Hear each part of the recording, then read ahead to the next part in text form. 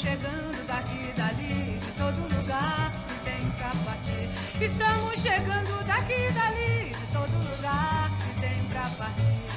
Trazendo na chegança a foice velha, a mulher nova e uma quadra de esperança, e uma quadra de esperança.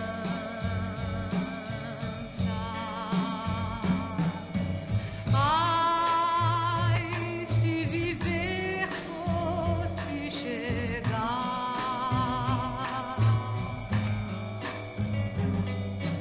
Ai, se viver fosse chegar.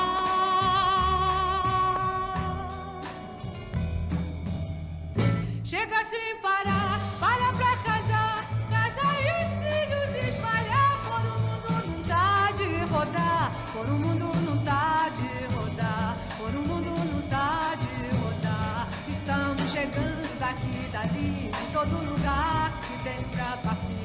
Estamos chegando daqui, dali, de todo lugar que se tem pra partir. De todo lugar que se tem pra...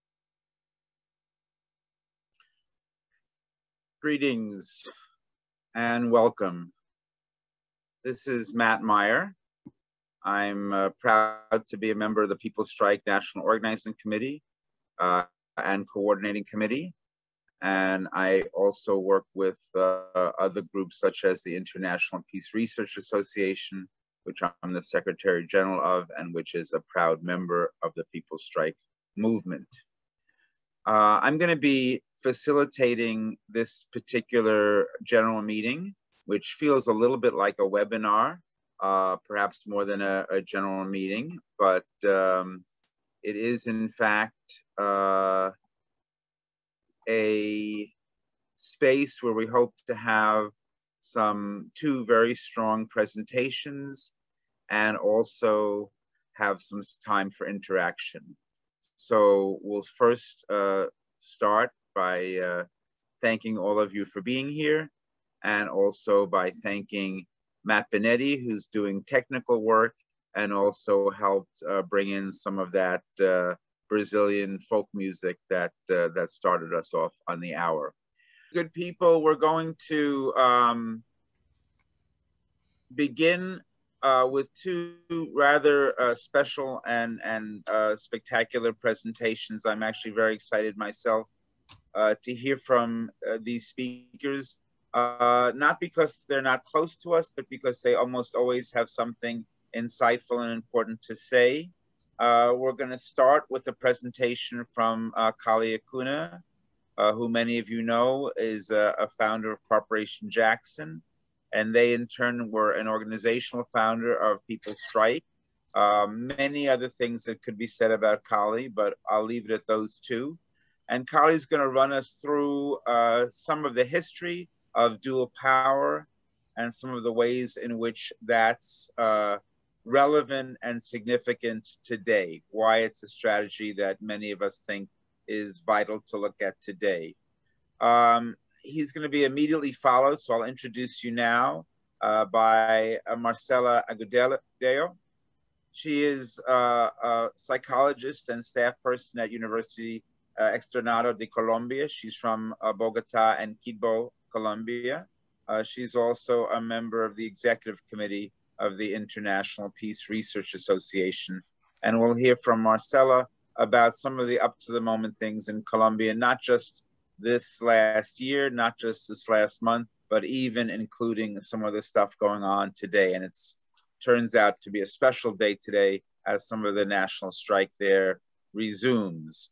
We're going to follow those two presentations with some exchange between Kali and Marcela, and then we're going to open it up for questions and answers. That's our format. So Kali, with that, welcome and take it away. All right. In the interest of time, I'm going to try to do an abbreviated piece to what I originally outlined. And it's probably good because I think I got probably, in doing more preparation for this, probably put together maybe about 3 hours worth of materials to actually cover that I was looking at this morning in terms of preparation. So trying to focus on an abbreviated version, I think might be helpful for this discussion. So bear with me. It's going to be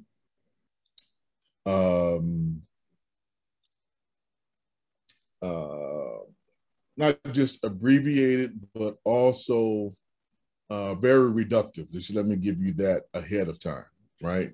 Because there's so much materials and there's so much variance in the history to discuss that we're going to just try to reduce some of the history and some of the concepts down to they're kind of like bare bones, kind of core ideas and principles. Understanding that there's variance, there's exceptions to every rule. So just bear that in mind, and we can get to the point of discussion. We can and should debate a number of different things out. I think that's healthy, and I think it's necessary in this period because let me start with this in terms of the former presentation. There is a growing kind of common movement usage of dual power in particular, and calls for general strike. Almost every year for the last couple of years, there's some forces out there calling for a general strike in some particular way. People's strike being amongst those, saying that we were trying to build in that and not thinking that we could do it automatically or it was possible to do automatically. But we should be counted amongst those ranks. And I've seen that there's a growing interest out there on social media right now in 2021, also looking at calling for a general strike.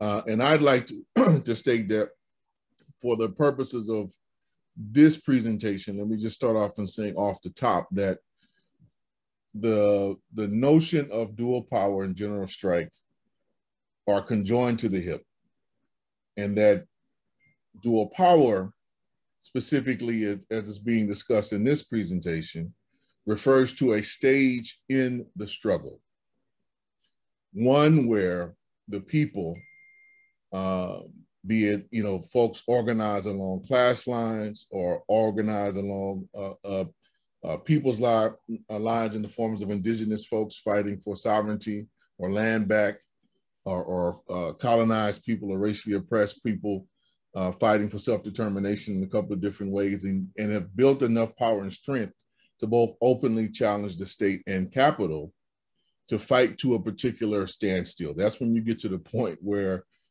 dual power becomes a reality and an exercise of power. And one of the chief methods by which it is expressed is the general strike. The general strike being both of these being a stage when everything is subject to question because we've amassed enough power, enough strength to bring production and the general functioning to society to a standstill. And we are currently seeing a good fair number of that being exercised in the world this year. If we stand back and we look at a couple of different things, Palestine earlier in the year being one of the critical examples. What's happening right now in Colombia, heavily being one of the examples. Some of the things we saw happening earlier in the year in Haiti, also an example, and there's others that I could cite, but those are three critical ones that have happened just this year alone, where both of these kind of terms and concepts have come into play. Now, I'm going to focus primarily on the kind of the orientation and application of these concepts as has been kind of documented in Western history. And I'm being very specific about that because if you just look at particularly dual power from a kind of a martial or military sense, you see that this is the application of this as kind of a concept of challenging power goes way, way back, long before there was any kind of concrete notion of communists or anarchists in kind of the sense that this come down to us today. But those who have done the kind of the most documented refining of this concept have definitely been, I would say the last 200 years at least, come from one of those left traditions, particularly out of Europe, but also North America and Latin America in particular. But there's other sources that we can cite: Asia, Africa, Latin America, deeper East Asia, without question. But I'm gonna focus in on these particular two just for historical reasons and some argumentative reasons, just so folks will be clear. But there's kind of three ways to look at this piece around dual power and what it is for, right? Depending on what the aims and objectives of those who are seeking to or who have made the effort to challenge the power of capital in the state, particularly the state, and what their kind of aims and objectives are. So just in real summary redacted form, I would break them down as folks have been either fighting to reform the power of the state. That's number one. Number two, folks are fighting to seize the power of the state. And number three, folks are fighting to disperse the power of the state, if not outright eradicate it or abolish it. And what you find are this kind of combinations in practice, I would argue, historically between those three kind of uses of it. Within the first one, folks trying to reform the power of the state, that's typically getting ourselves strong enough within a kind of rights or demands-based framework to bring society, again, to a standstill through the use of general strike and other tools of struggle, and then forcing them to the negotiating tables, largely, on quote-unquote our terms.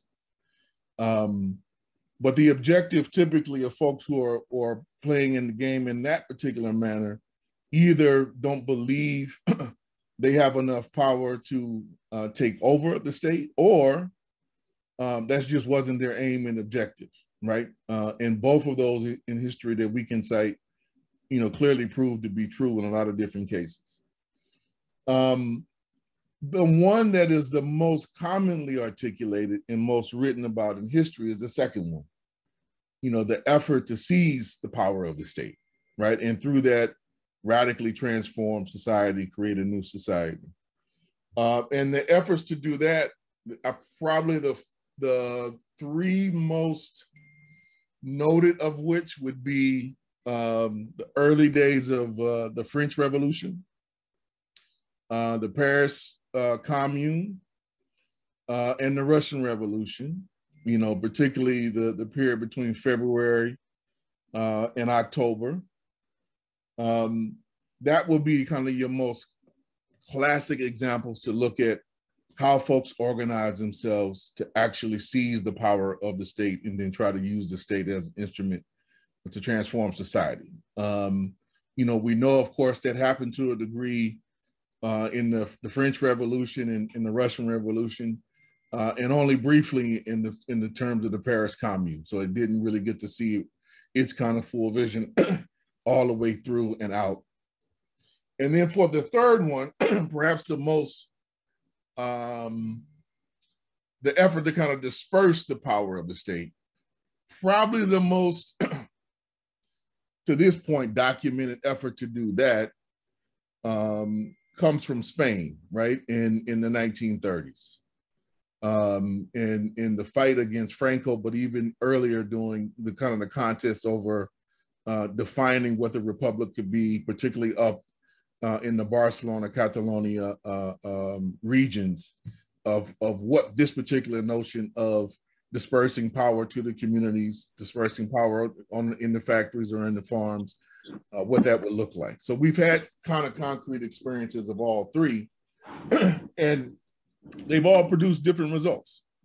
That's a critical piece that I think we need to understand when we're looking at this in the here and now, and articulate them and try to envision them within that. Which one are we trying to accomplish, and which one of these kind of models do we think is necessary to accomplish our goals?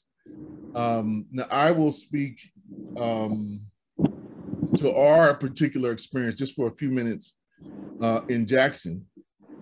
With the Jackson-Kush plan that was mentioned earlier, and folks will note that we use the concept dual power as something we wanted to build to in the context of that project. And we were articulating it, just so everybody is clear, clearly in the sense of kind of a combination of the iterations of 1 and 2, both reforming the state, but ultimately looking at seizing the state and freeing the land, you know, from our political history and tradition. And it was a combination of understanding that this was something that we was going to take some time and effort to build to. And in the course of building that, we had to build alternative sources of power to challenge the power of the state and capital, and not just think that wielding or controlling the state was going to get us there. And we also made a clear distinction, just so folks know, winning office, which, you know, we did on several occasions in Jackson and the greater Jackson metro region with some other offices, that being elected to office and controlling the state are not synonymous with each other whatsoever, right? One, being elected within the bourgeois framework means you just become a manager of the existing status quo, and you're trying to tweak certain things you think can be tweaked here or there. That's the reform orientation. But the piece about building the alternative institutions, namely in our case, the People's Assembly, was to challenge that and to build autonomous infrastructure and autonomous capacity to perform much of the vital functions of society on our own without the mediation or the control under the purview of the state, ultimately looking at both seizing it and then from some of our perspective, long down the road, getting to the point where, as Mark said, we had the stateless society and we were relating to each other on the basis of being co-producers, right, of the world that we wanted to construct in a broad democratic manner. So these are just some of the things that I want to highlight. Now, what I said earlier, there's some folks who are using the term now around like dual power. Even some of our comrades that one of the organizations I'm currently a part of, which is Black Socialists in America, are using the term describing things as kind of dual power projects. And it's speaking to, at best, an orientation around the necessity to build these kind of autonomous infrastructure to be able to challenge the capacity of the state and capital. But I think there's sometimes the way I've heard it used in some circles in DSA and beyond, as if these small institutions that are being built are the actual exercise of dual power. And that, I would argue, is gravely incorrect, right? If you're looking at something towards building power, then yes, you can use it in that sense as something becoming, but it's something that exists that has the capacity to actually create an alternative set of relations, particularly, relations of production and reproduction, and to actually challenge the power of capital in the state. We are far, far away from that, at least in the United States. And we need to be mindful of utilizing that term in a way that doesn't confuse, but actually helps us to build clarity within the struggle of what we're working towards. So I'll stop there. A lot more could be said, but hopefully that brief kind of summary was a bit helpful. We can take questions and build on that later.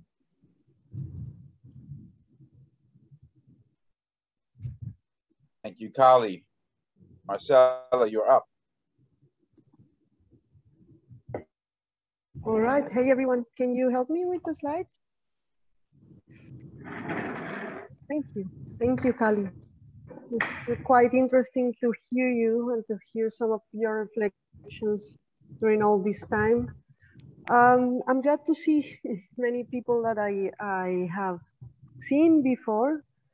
And I want to tell you these some urgent thoughts on what's happening, especially during this year, because I think, well, even though Colombia's history is quite complex and is tainted by violence in every step, what we've been living this year has been quite particular in many, many ways. So I hope in these little minutes I have, maybe I can show you some of what's happening now. Can you please go to the next one, and can you make it in the presentation mode? Thank you, Matt. No, I think you just have to go in the little thing just down there for presentation mode, so you can see bigger slides. But okay, in the meantime, I will tell you, is there reasons behind the national strike that we've been living in Colombia? The national strike this time took something like more or less 50 days in a row. And well, at the beginning, you can say there was a clear reason to start the strike. And then within a couple of days, we were just facing a national strike that just had too many reasons. It was kind of confusing at the beginning because there was a clear demand on taxes reform that was planned by the government, but every day you get to see and to hear people claiming something different. And this was quite interesting because it turns out that the national strike combined every single reason that Colombian people has in the whole history of the country for being angry and being on the streets claiming for a better life, just as that. So we can name, of course, the conditions of life that went just into precarious ways during this time for everyone, not just for the pandemic of COVID, but of course because of all the processes of neoliberalism in our country are like really deep since the 90s. And so you get to see those effects on education processes and in health system. You can get to see them pretty much everywhere. So this implies precarization of life for many people in Colombia. Then you have, well, something we say the combination of the worst species that you can have in the government, that is both narco-traffic and paramilitarism. So we have a narco-paramilitary government that is taking care of businesses in Colombia. So whatever policies we are making are not going precisely for the well-being of the communities and for the people in Colombia, but just for the businesses they have. So for example, now that I'm currently living in Quibdó, in the capital of the Pacific region, it's clear in everyday life how deep is and how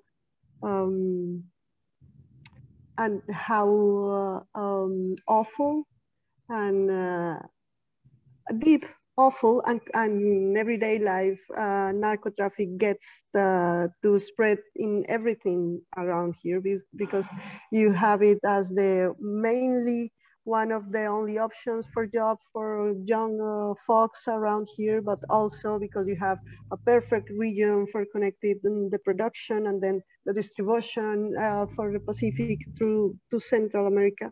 So it impacts very deeply in every sense of our everyday life here. Then you have this special frame where we signed an agreement in Colombia. No, you can just this one. I will tell you. Thank you. We had this peace agreement, and then actually the agreement was pretty good in terms of each point. It was connected with something structurally needed in Colombia: the land issue, the narco traffic issue, the victims issue, many connected ways. But in the polarization that got through the presidentials, it got lost.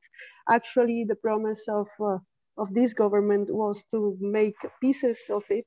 But we wasn't necessarily expecting they were going to make pieces of the people in the strike, but okay. So this has to do with an increasing and systematically assassination of social leaders that are mainly from ethnical communities, many indigenous leaders, but also Afro-Colombian leaders that are protecting the lands of their communities, the richness of the lands that wants to be for profit of different kind of enterprises, not everyone Colombian, of course.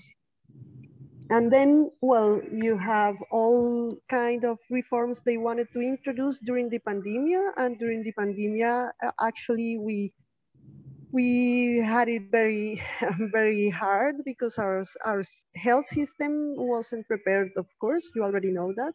But also there was a lot of, Colombia's, it sustains the population mainly on informality. So this thing about quarantine is still striking very, very hard on people. We're just starting to see the economy effects that this is going to have, but we got to see hunger on the streets. People on the neighborhoods started waving red pañuelos. What's that? Like red pieces of fabric, just to say they were having hard times to eat every day. And we saw this multiplied almost everywhere in every city of Colombia during the first months of the pandemic. Let's say for now, in Colombia, there's around 40% people that are under the category of poverty.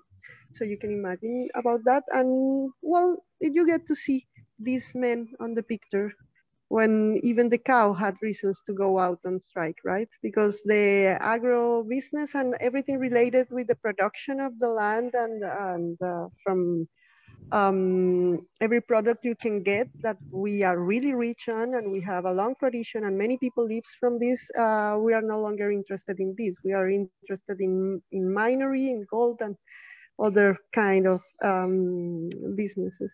So we went from one reason about the taxes reform, and then the health reform, and then again another thing, but we ended asking for every kind of reivindication, an historical one, and we'll see a little of this in the next slide. Can you pass on the next one? Yeah, this has to do with some of what's in here, and is something I called, I don't know, actually the word exists, but it's multidimensionality.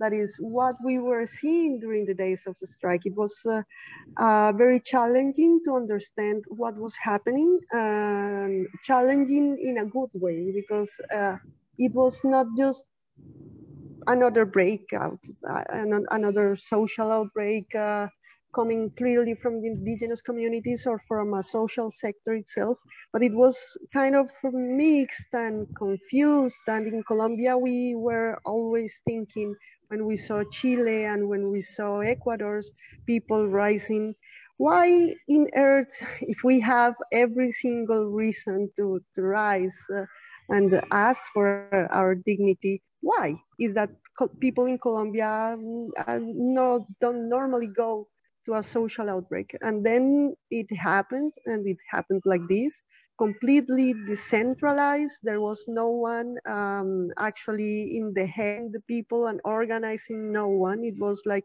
too many people, too different strategies, too many different objectives. And then, well, we had an early alarm on human rights that started just rising more and more people, because just from the beginning, well, the reaction of the police was just too much. And I will tell you more about this, but I want to call your attention on the images. So we have this image of like lots of people, and then I think we haven't seen anything like this in Colombia. It was like this in almost every capital city in Colombia. I would like to tell you that for the reasons I told you before, that we lived under a narco-paramilitary state, people in Quibdó was not doing this on the street because the place where we live is completely controlled. So in everyday life, people cannot go after 6, 7, 8 p.m. to their neighborhoods because they just can't. Everything is controlled. So yes, it happened everywhere that it could happen, but actually, well, it has some particularities around the country. the participation of the youth was one thing that was like huge, because it's not, we're not talking about the students movement that traditionally has pulled the strikes. No, it's not. This is not what we're talking about. This is something we called in Spanish the trying to say not the working youth people and not the students, because they have no jobs and they have no access to education, and this is a lot of people and a great sector of our society.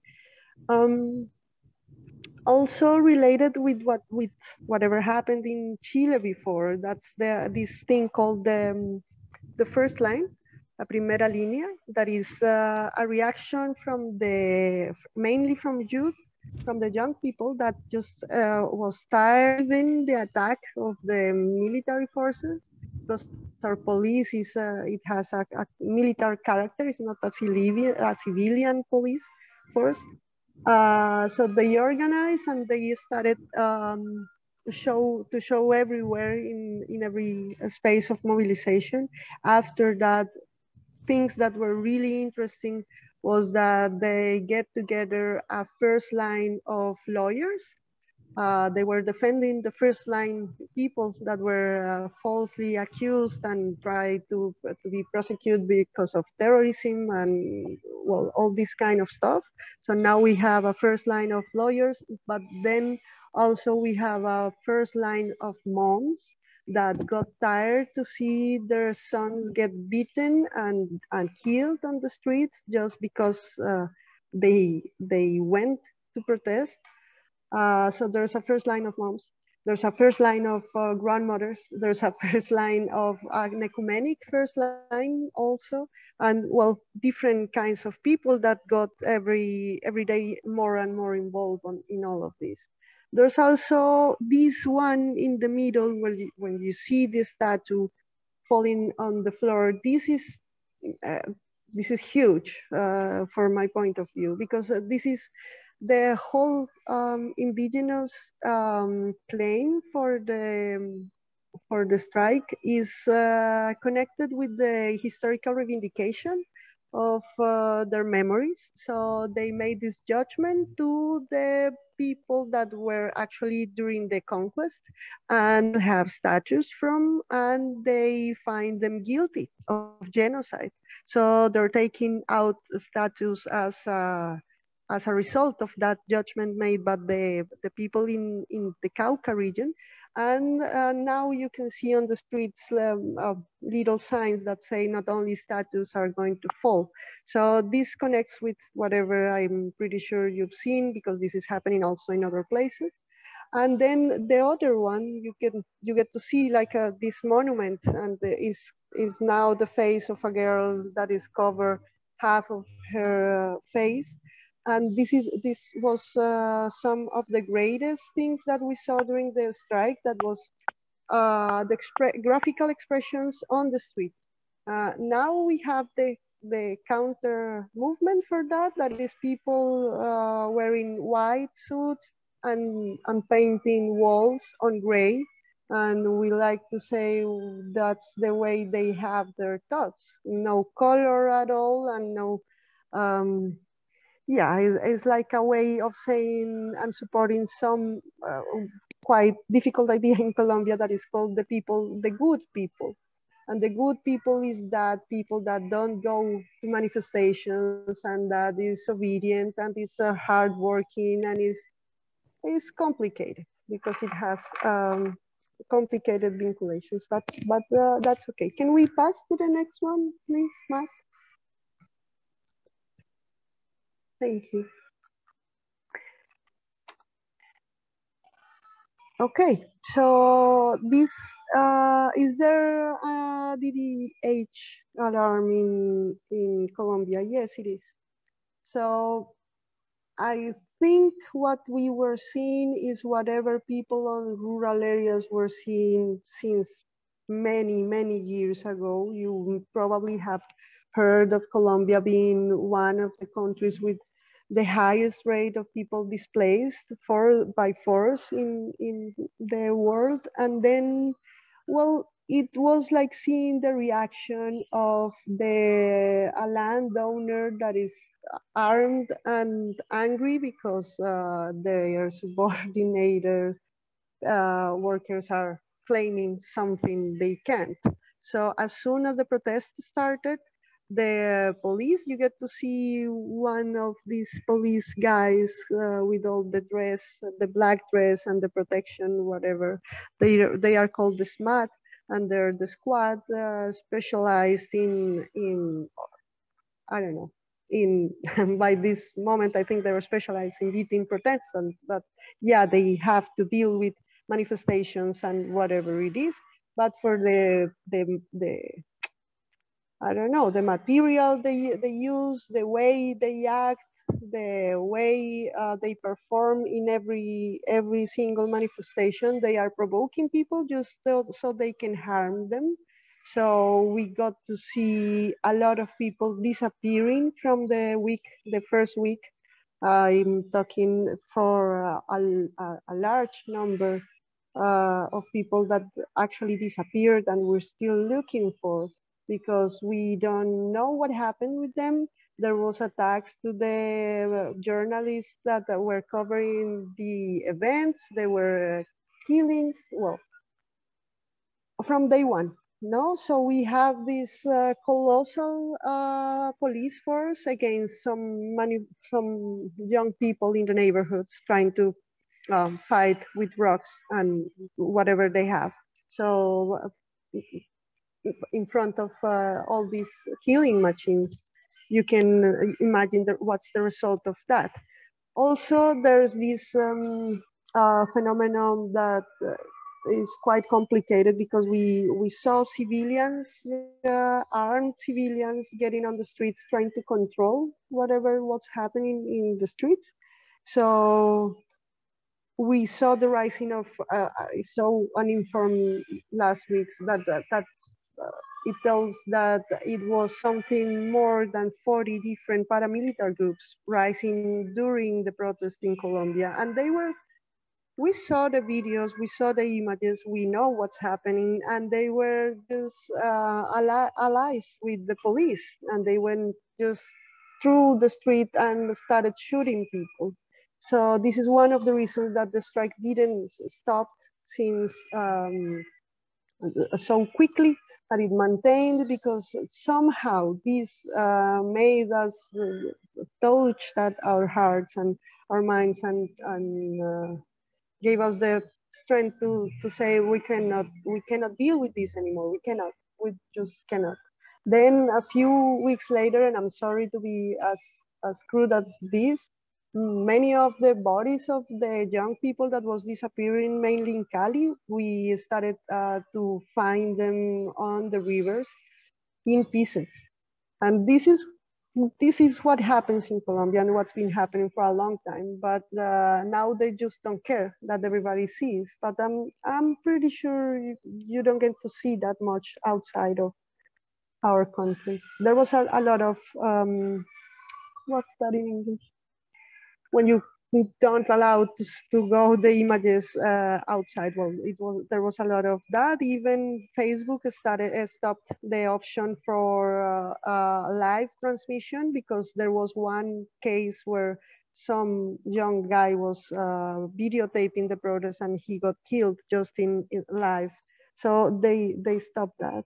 Okay. So yeah, is there an alarm? Can you go to the next one, please?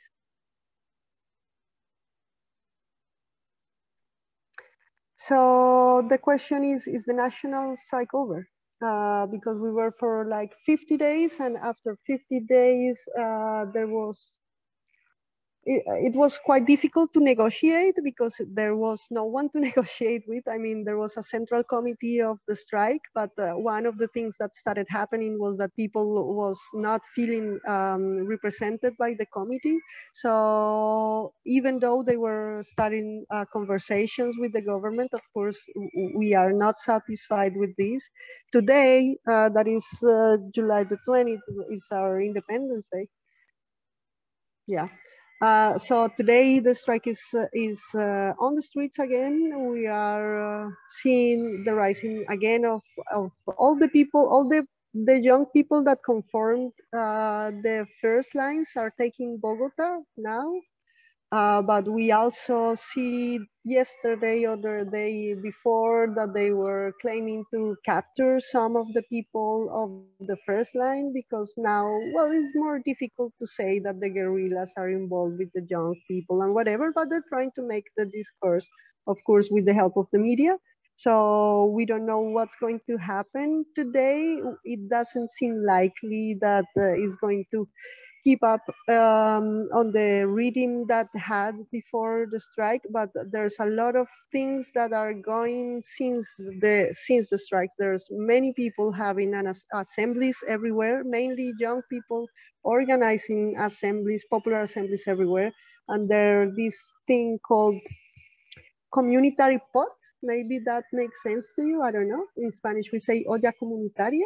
That is places where people gather together to discuss and to build stuff and to share food, mainly because, well, there's a lot of issues about this, where people are hungry, like really, because of the pandemic, because of for everything, basically. But this thing with the communitary pots are really special because it's bringing together different kinds of generations and different kinds of conversations, not only the ones with the first lines, but also with different kinds of people.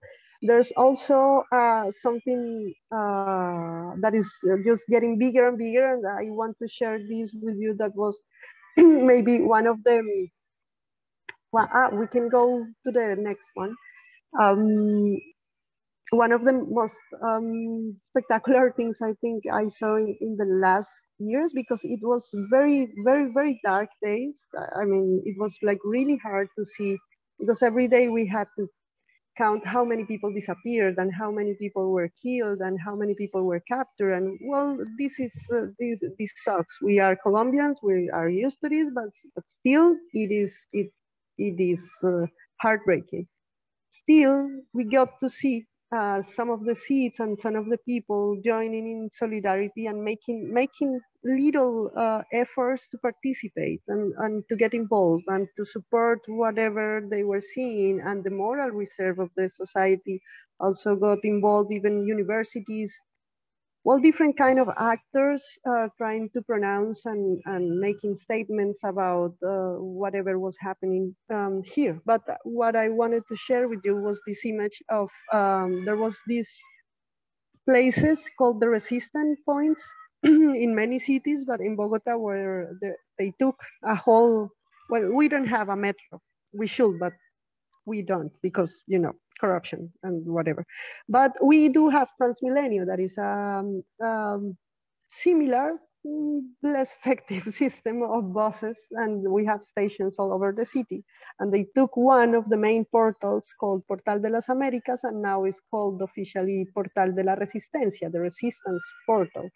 And there they gather a huge group of young people that was in the first line, and the indigenous guard that are mainly the community is not, oh, well, guard is, because it's not as it's nothing as the police. Is they have their own community system of security, like that join people, brings protection for everybody, and they're actually greatly involved in manifestations and taking care of people and whatever.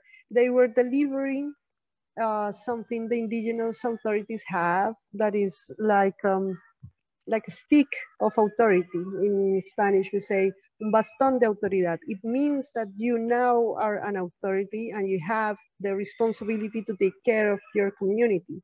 So they were bringing an act where the indigenous guard gave the bastones de autoridad, the sticks authorities, to the first line. And it was like really significant, because they were trying to bring together something like a communitary guard in the middle of days where the police were the most, I don't know, I don't know how to express the fear that we had of getting caught or killed because the way they were acting. So it was huge, and I think it's still a great process coming from that encounter. Well, this is mainly what I wanted to tell you. I would love to share more thoughts, mainly through your questions. This last picture is a monument that make us think about not everything is a nightmare. It's been a nightmare, but it's not everything that it has been. The Resistance Monument was built in Cali, and there was a lot of community organization, a lot of people involved, but this is one of the only monuments we have in Colombia that comes from the people. So it means a lot to whatever's going to happen for during this year and for our future. This is a symbol of what does it means to resist today, nowadays in Colombia. So thank you. Thank you for the invitation.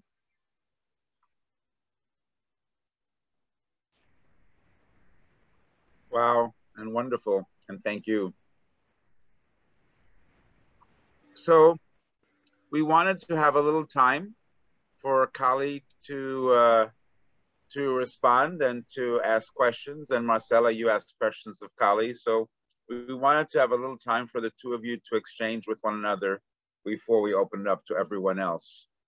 So I'm just going to step back and do just that, and just ask the two of you to talk. Pretend we're not here.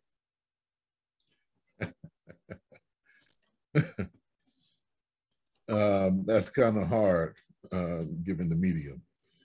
But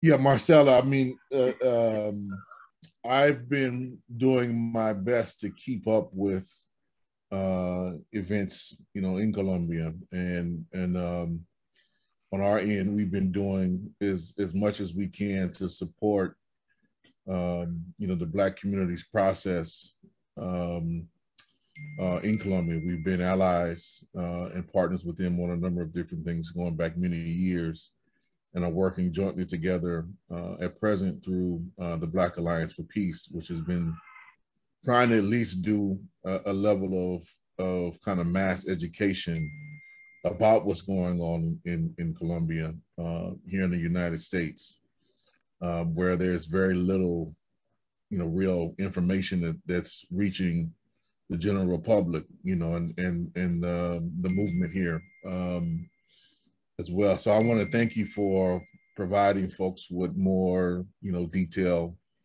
and just the realness, you know, of the struggle. I think if I have kind of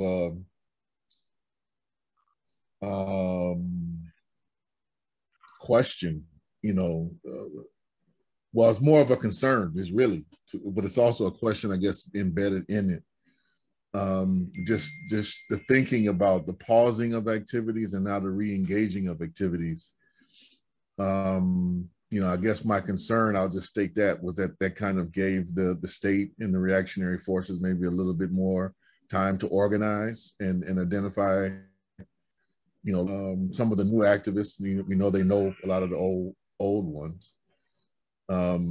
Yeah, but just concerned in what is or can be done about that, particularly, you know, you get all these forces here. What can we do to be in solidarity to kind of take off some of that deadly heat? You know, that's my question. If there's anything we can do right now.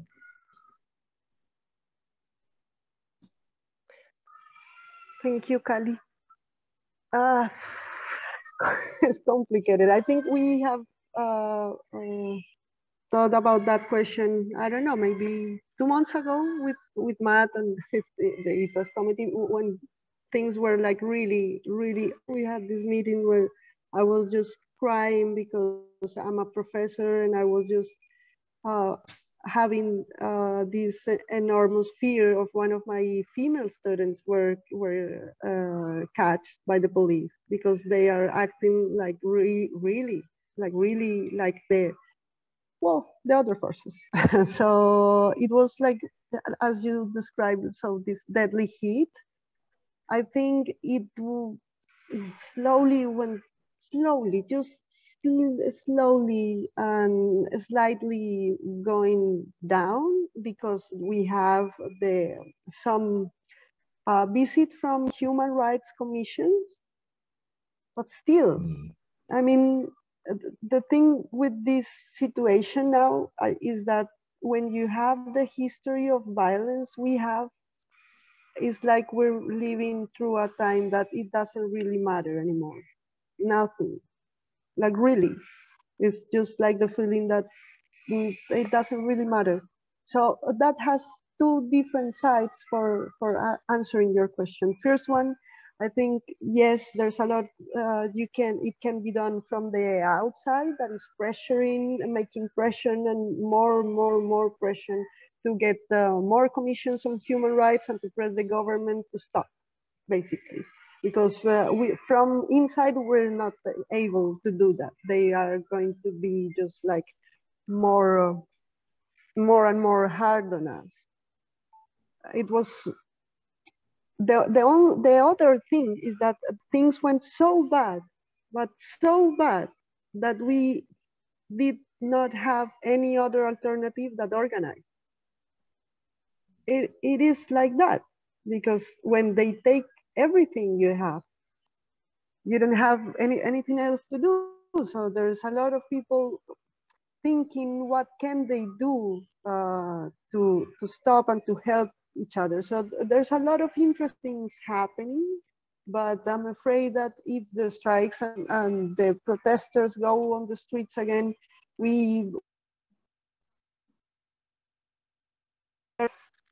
things.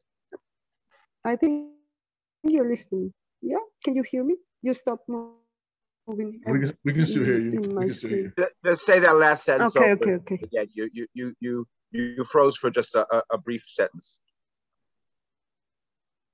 Okay. So there's a few things that are happening, as I said, that there's a lot of hope in, that is the role that indigenous communities and indigenous guard has. Because if there's someone way organized in this country, is the indigenous community, because they've been going through this for a very long time. And it's not just the discrimination and exclusion, it's everything. It's everything for, I don't know, maybe 500 years. So this is a time where we need to learn from each other how to engage in our demands, how to engage in our necessities, and in whatever that we're dreaming of. Because, well, it's not getting better. And the other thing that is, for me, is like the bigger concern is what to do with all this sector of society that is not only supporting the government, but they actually want to go on the streets and use their guns against the protesters. This is the biggest question: what to do with these people. And I myself, Marcela, as a psychologist, I think this has to do with whatever you have 50 years or dealing with narco traffic way of life and the way of building intersubjective relationships, that you just think you can kill people if they annoy you. So that's going to be a huge task for us. And then, well, this kind of stuff, we need to learn from each other. Or it's the only thing we really have. I mean, is the true solidarity we have in here. The rest is not, is as grandmothers sending, lighting candles and wait for no one else to die. It's like that. Yeah. Thank you. I think in some ways for us and People Strike and internationals everywhere, it's just those points of exchange and connection and cross-strategic thinking that is exactly what we need to be doing now. So we're going to throw open the questions to everyone. And there already are several questions that have come up in the chat or been texted to me. And so this first one, I think, does exactly what you're talking about, Marcela, where we're picking off. This is DC in the chat who wrote, could you perhaps compare and contrast, and I think this is for both of you, compare and contrast the tactics and strategies or lack thereof of, on the one hand, the US, what we call Black Bloc, and on the other, the Primera Línea. In the US, the Black Bloc is generally poorly viewed by more mainstream protesters, but Primera Línea is understood as defenders of the people, defenders of protesters and the right to protest, defenders of the public space in general, as we understand it. So a little conversation about these two groupings and the role they play and what they mean for our larger movements for social justice.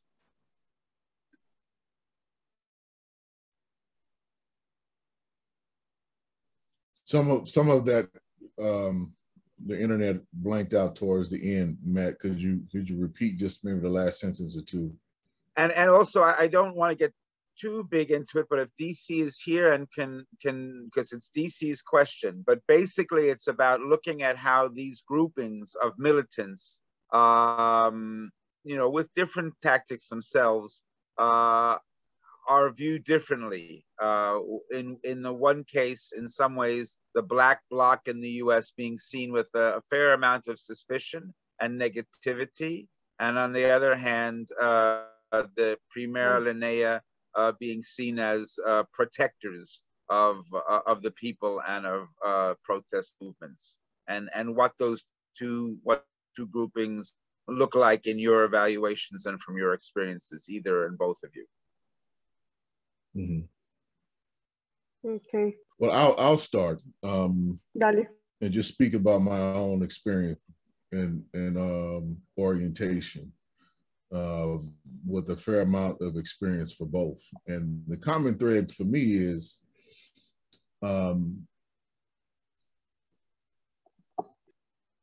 what does the situation call for? And in the communities that we are operating in, and we're always operating in somebody's community, what have they called for and what have they agreed to? Like those are the fundamental questions. Everything else to me after that, it becomes abstract, you know, and it can go either way. Like, you know, at times when some folks have tried to say step up and defend, you know, lines that I was a part of without being in consultation, was like, no, we're actually here to be arrested. That was the point of doing this. And for us to put our bodies directly on the line to make a particular statement, to apply a particular type of pressure, but without being consulted, and certain folks, particularly, you know, white, well-meaning comrades who just weren't in any dialogue or common practice with us, just jumped in the line. It's like that was actually as damaging as doing some other things.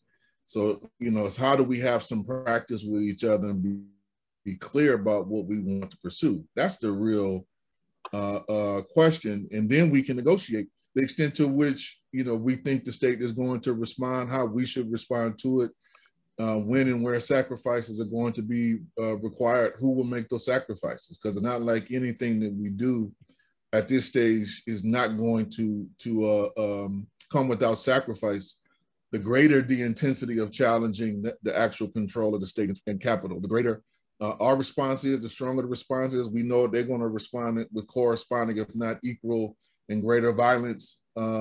So we need to just plan accordingly. And that's where like really building clarity and consensus in the movement is needed. And that's hard, you know, which makes, we get lost in the abstract about the questions about strategies and tactics, because we aren't in common practice and we aren't engaging in clear political and ideological struggle with each other to develop a common practice. That's my answer. I'll pass it on. Hmm. Well, I'm not sure because I'm not familiarized with the experience in the States, but I can tell you this about what's happening with the Primera Línea. That is, it's complicated, I think. It's really complicated because on the one hand, you have a lot of people joining the first line, mainly young people that have nothing to lose and willing to fight. And so in one sense, you get the feeling of this, of course, there's the idea of these people tired of the protesters dying, because we have an issue a couple years ago when the actual strike started. They killed a very called Dylan Cruz, and Dylan was maybe 19 years old, and Dylan died because a police guy shoot him on the streets in front of everybody because he was protesting, because he just used his arm and killed him. And since that day, well, we had a few years of mainly students mobilizations, bringing another strategies and mobilization, bringing hugs and bringing arts and bringing different strategies to get to be seen by everybody, and they were actually pretty successful. But then it started again, all this confrontation style on the streets. It also has to do with the change of government, of course, because we're again in the reign of darkness. Okay, so the first line is made to defend protesters, but people doesn't really know who the first line guys are. We have no connection with them. I mean, it's like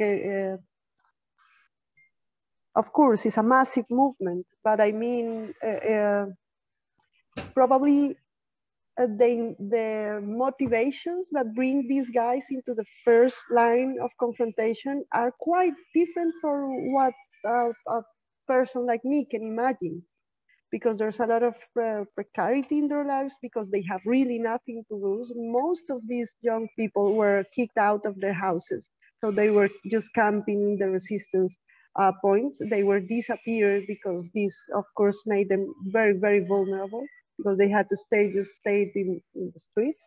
So it's quite complicated. It's quite complicated. They gain a lot of solidarity and visibility among some sectors, but now they're kind of targeted of being suspicious for having connections with the guerrillas and all stories from all kinds of, because in Colombia, for the government, it's like people has no reasons for protesting. So they have to be the guerrillas, or they have to be, I don't know, Venezuela, or I don't know, or something happening in Cuba, the connection, So it gains way ridiculous explanations. But in the middle of that, so they've been gaining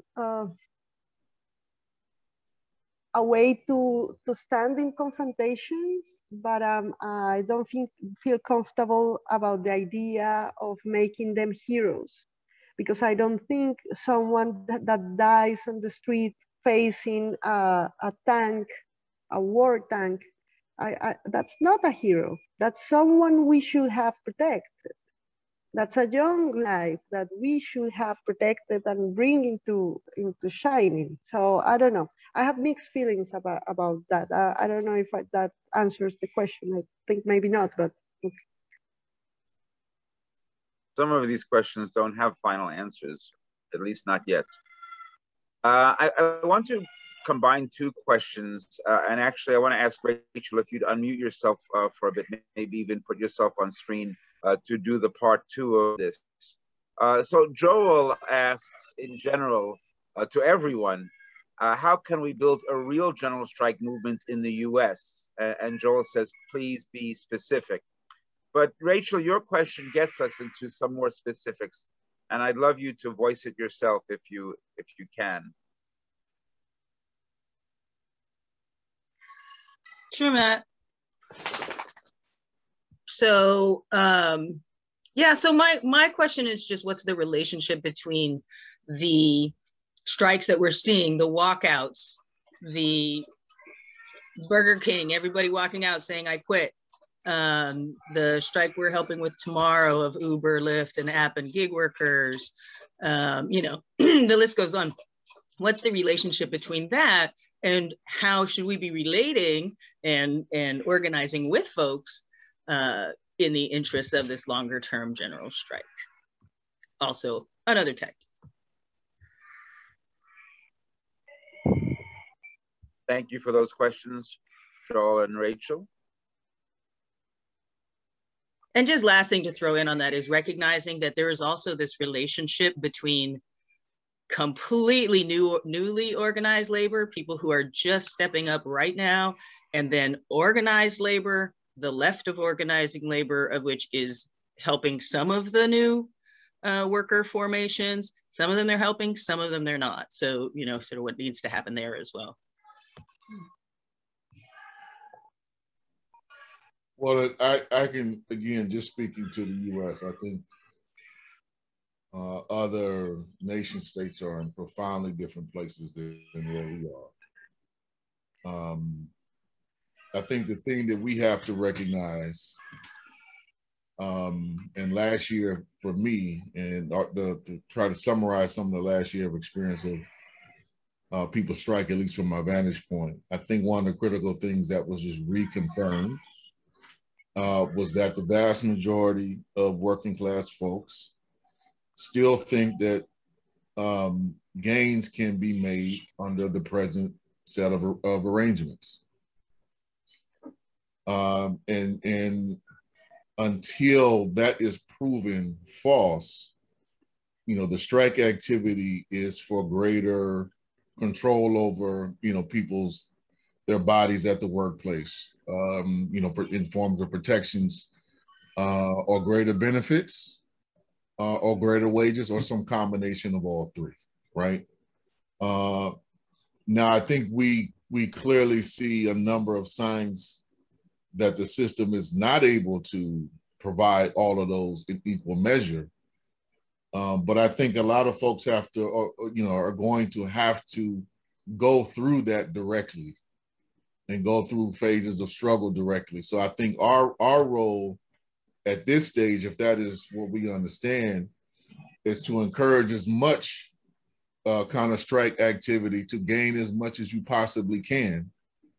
And in that regard, people will quickly hit the limits of what the system will actually accommodate and do, right? And then folks will have to raise more questions about what else is needed and how else can we organize society in order to meet the challenges of the day, because the forces that currently control all of the resources are not going to bend, and then more importantly, they don't have much of a vision other than, you know, flying themselves to space or something like that, right? So I think that's some of the specific things, but I think part of the thing, I'm gonna just put this out here to stop this because there's a lot more could be said. I think, and this again, just speaking to the U.S. context, but how do we play a role within the broader international struggle? I think we have to recognize that where the U.S. right now is strongest within the overall world capitalist system is in the area of finance and manipulating finance on an international scale. It still plays that critical role. As being challenged a bit, but it's still in the pole position, still in the dominant position. We have to figure out how to challenge, disrupt it in its operations. That's number one. And I think corresponding with that, we have to figure out how to disrupt the activities of the military-industrial complex, because it's the U.S.'s threat of armed reprisal, which, you know, still scares the shit out of most other countries, including those which are emerging concretely to challenge it, you know. And if you see it, you know, more increasingly, even with Biden, why I'm highlighting this is just a case example. You know, there's a different, say, style between what him and Trump did, but the ultimate end of both of their sentences is, I have a bigger stick than you, and I will use it if necessary. So it may be a different, you know, rhetoric, but what they're ultimately relying on is the same set of structural power that they have in, you know, see themselves playing. I think our role within this broader context is figuring out how to build our strength in our own communities and challenge these two particular things to create more operating room, more breathing room for everybody on the planet. So to make it concrete, just think about how much space would be present for struggle in Colombia if we were somehow to break the dependent relationship that the Colombian military has on the US military. How much different would this operation in Haiti have been, for instance, that where we see the combination of all of these coming together, US finance, US political control, Colombian mercenaries with the local, you know, corrupt petty bourgeois elite in Haiti, just as an example. How much different that would be if we could break those two things, or just interjecting them in such a way that they would actually have to extract some costs for continuing to perpetuate their practice. So you ask for the concrete, is figuring out how to build towards those things in the concrete that I think we need to have to figure out to amass power to be able to affect where we want to go. Thank you. I want to say we've got 20 minutes left till we have to end, and we'll try to carry this on even after this particular meeting is over. But it's really true that we have an incredibly robust group of questions that all want a longer time than we have. Is Christian Opaso still with us? I don't see him. Yeah. You are. So I'm going to ask the following two questions to be asked together. Christian, you start us off. And Melanie, if you can go right next, because the two of your questions sort of flow from one to the next. And if you could both ask your questions, and then Marcela and Kali can respond to them together. Christian, take it away. Yeah, okay, thank you. First, I would like to thank Marcela and tell her how moving, que emocionante es para mí, how moving it was for me to know that what happened in Chile also reached the minds and hearts of people in Colombia. My question is, how do we go from what I call insurrection, maybe the case of what happened in Colombia, what happened in Chile, and what happened in some ways with the Black Lives Matter movement in the States, that was also a huge mass mobilization. How do we get from those movements into a broader movement? Because what's happening here in Chile right now is that the revuelta that we call from 2019, they managed we're beginning to have a new constitution, right? But there is still this dichotomy and this political conflict between the people that think that we can't go through any institutional means, and that any institutional means is like being a traitor to the cause, and people that have been elected to the Constitutional Assembly and that are having alliances with other political forces in order to change things. And I'll finish with this. Regarding the general traditional strike, you know, in the case of Chile, the unions hardly participated in the revolt. I mean, some people from the ports unions did, but mostly it was the children and the wives of the workers that went into the streets. So my question, especially for Marcela, but also to my friend whose name I forget, from Jackson, Mississippi, is how do we go from this massive street demonstration into a real transformation without selling out to the institutions that we have. Thank you. Gracias, Christian. Thank you. Melanie, are you going to ask your question as well, and then they can respond? Yeah, my question flows directly from that, which is how to really to build the sustainability that will have the force for a longer term general strike that can actually move us forward.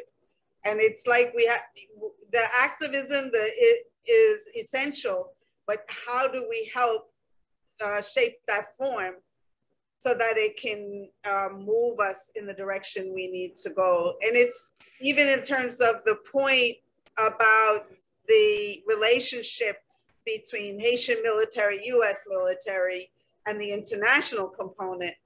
How do we move from action really to long-term movement and social change?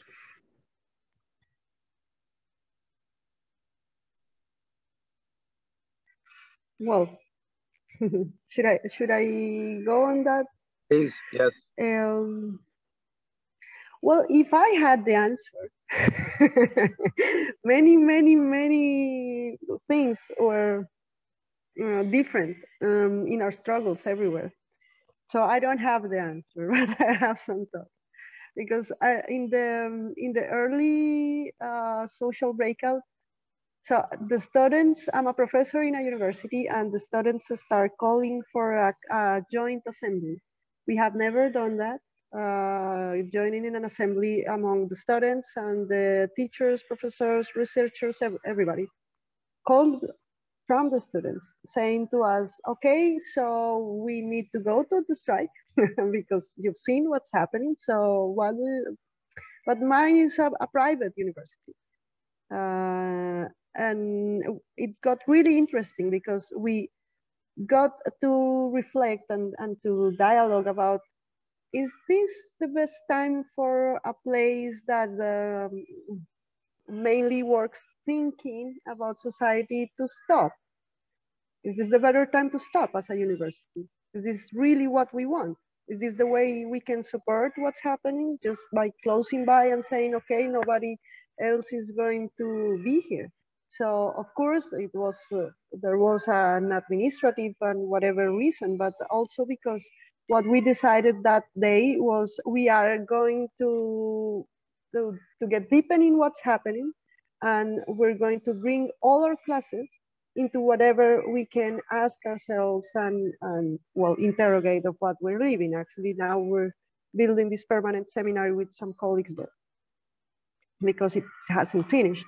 But then what was happening was in every single lecture we had in the university, people was just getting involved, mainly also because the type of our students were not on the streets, were basically in their houses, and their parents weren't allowing them to go out because there was also COVID going out.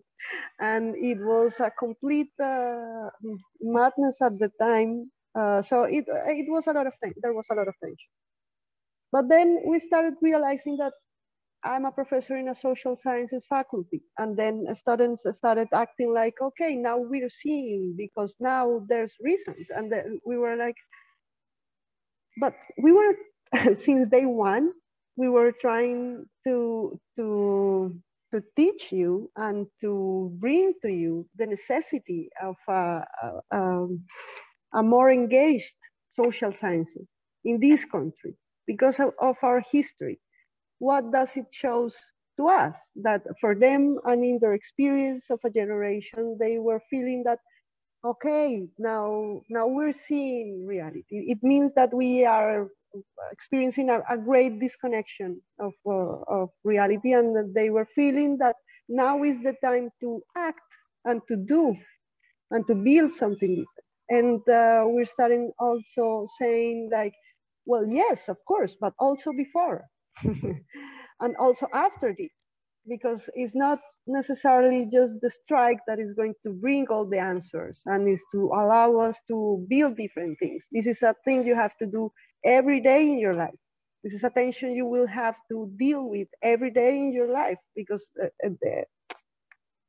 you don't get to win this once and forever. This is a struggle continuously. So how do you get all this fire and all this necessity and all this emotion that brings people into the streets to some more permanent processes? I would like to pose something that I like to do. This is the way I work with peace building in Colombia, in whatever projects I'm in. That is, where, not only where is your body, but who are you as an historical subject? Who are you? Why are you living what you're living? What does it tell you tell us your story as a subject, as a social subject about our society?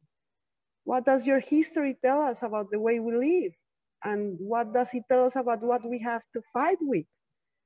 It's the only way, because it's not a story of good and bad people against each other. That's what they want us to believe. It's not a struggle from other people, indigenous people, Afro-Colombian people, the victims of the conflict. No, it's a struggle that it needs us all, because it's written in our stories, in our personal stories.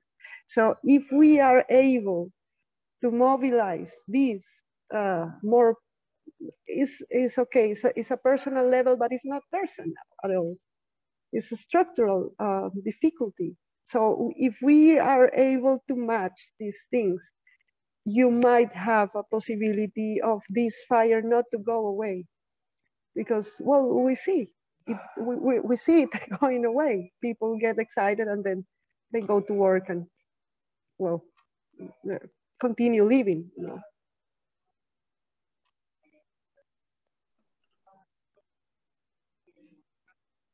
Kali, do you want to respond? Yeah, I mean, I think, first of all, thanks for the question. It's all similar. I have some ideas. I think if I had answers, you know, we'd be in a different place. Because clearly so much of the energy of what happened, you know, with the Floyd Rebellion was just redirected and channeled back into the established means of managing the society. You know, most of that energy went into, at the end of the day, went into getting Joe Biden elected. And now so much of it is being directed towards trying to stop, you know, the Republicans from, you know, peeling back voting rights laws and access. And very little is being spent in terms of kind of building alternatives and building alternative sources of power. And that's going to be hard to compete with, because you know, the communities that I know, that I work in, they are receiving a level of liberal patronage, the likes of which we have never seen or haven't seen in a long time. I mean, there are resources flowing to Black organizations like never before, but it's being channeled in very narrow ways for some very particular purposes. And, you know, a lot of legitimate questions are being raised inside the movement. I'm not going to focus on those being raised outside of the movement. But a lot of legitimate questions are being raised within the Black liberation movement about, you know, just in 2020 alone, between, you know, two large formations, there was nearly about, you know, $500 million was donated. And yet, you know, no new land was acquired, no new community centers, were built. So where did all those resources, go to? Were they spent effectively? How is it building long-term, a capacity within the movement? These are questions that we have to answer. And the only thing that I would really put forward is that we have to revive the practice of being able to struggle with each other within our movements in constructive ways, so that some of the criticism is heard not as a tearing down, but a real calling for a real orientation of what can we do with the capacity and the energy and the resources, that will enable us to be in a better position a year from now, 2 years from now, and not just following, the Democratic Party's, election cycle and hanging on to it as if, it was the end all to be all, or was going to get us to where we need to go, which is not in no shape or form. So I'll stop there because I know there's a couple other questions that we run out of time, but it's not an answer, but I think it just speaks to the reality of the struggles and some of the things we're going to have to overcome to be able to try to answer that question. So first I want to apologize to Edgar and to Brian and to Alita and to, I think, one or two others, Lucy, whose questions we're not going to get to. I say sort of because I always think it's a mark of a good conversation when you're left wanting more. And Zoom is one medium and this meeting is one meeting. But we have to stay together in our structures and in our conversations. That's the real task of contemporary solidarity, is that we don't say goodbye to Marcela today and to Kali and then forget that Jackson exists or that Colombia exists and go on to the next headline. We stay in touch and we stay in the work. So apologies for those questions we won't get to. I'm gonna ask my dear sister, Wendy Marshall, to say the final question and comment, and then we'll have Kali and Marcela say any of their final answers to you. And don't get off just at their last word, because as soon as Wendy speaks and Marcela and Kali make their final pieces, we have a short clip from Colombia, which Marcela has provided for us, which is going to be the actual final close. But this will be my last word. Thanks to all of you for being here, and especially to our two profound speakers. Dear Sister Wendy, take it away. Hey, comrades. Can you hear me? Am I heard? Yes, okay. Yep. Hey, comrades. I was very struck by Marcela saying that they took everything they had from us and there was no choice but to organize. And that reminds me that we had the largest uprisings in US history last summer. And we basically got Juneteenth, which is bullshit, and a guilty verdict in the Chauvin trial. And so I'm just wondering how people, and you know, what Kali said earlier about how workers are still in the stage of imagining that this system can provide what they need. So given that, how is it possible for us to begin to organize? I also want to say from Marcela, I'm very struck with the idea of the primera linea of mothers and grandmothers, and appreciate the breadth of that struggle and how it includes people who are not usually considered on the front lines.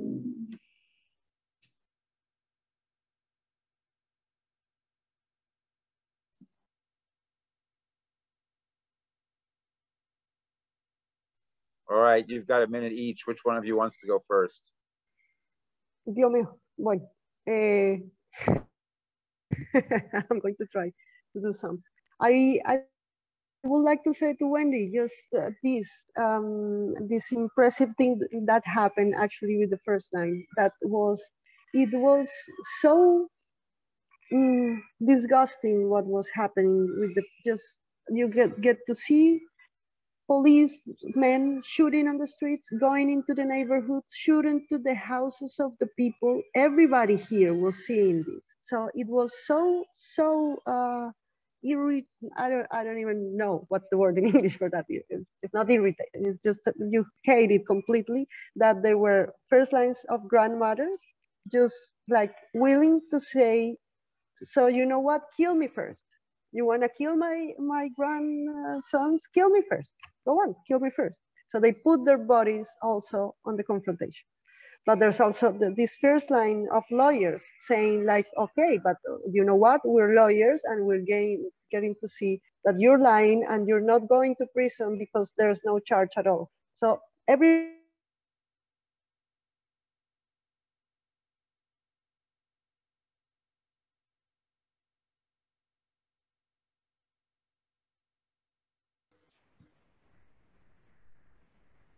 has to be in the first line to feel that they're doing something.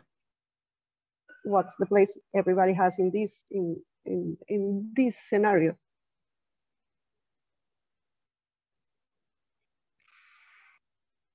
Kali? Yeah, I don't know if it was my internet, but I unfortunately missed a part of what you were saying, Marcela. But you know, just in the time I have to close, you know, we are in a unique situation, I think, one where kind of our attention to detail and building concrete relations and learning how to struggle with each other is very critical, and takes time. But we're in a dynamic, I think, where there's very little time to act, given the nature of the escalating climate catastrophe and the social breakdown, you know, that's witnessing. So we got kind of two tensions that we need to figure out in real time and need to give some serious attention to, you know. And so I'm reminded of a phrase, which I have yet to learn how to practice, but I'm at least reminded of it, which is, you know, we're in a crisis and we need to slow down and figure out, you know, what are the best, most concrete things to do. Because I think that's legitimately where we are at. I, for one, I think, you know, those of us in the United States definitely need to get ready for some critical moves being made by the right in recognition that our forces on the left are right now still woefully unorganized and somewhat deluding ourselves in thinking that some of these partnerships with liberal forces are going to pan out to offer any form of protection or security. So we have to step up our own self-defense and community defense and mutual aid organizing, I think, to be able to meet the challenges that will be upon us, that are already here in many communities, but to be able to meet them in a coordinated fashion real quick. And in doing so, I think that's some of the ways that we will make the most concrete contributions to the international struggle, which this struggle ultimately is. La lucha continúa. And now from Colombia.